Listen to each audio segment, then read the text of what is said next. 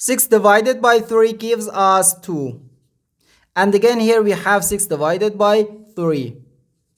So 2 divided by 2 gives us 1. But this answer is not correct, because according to the order of operations, when we have more than one division in an expression, we have to work from left to right. So here first we have to do this division, then this division, and finally this division. If we do this division before this division, it is wrong. So first this division, 6 divided by 3 gives us 2. So 2 divided by 6 and divided by 3. Now we have to do this division. 2 divided by 6 can be written as 2 over 6.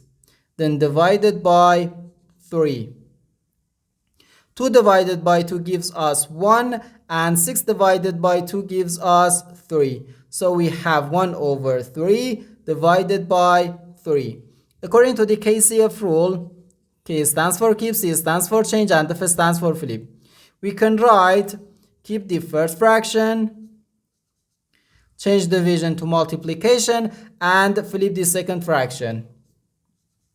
So we have 1 over 3 times 1 over 3, which equals 1 over 3 times 3 gives us 9. So 1 over 9. And this is our final answer to this problem.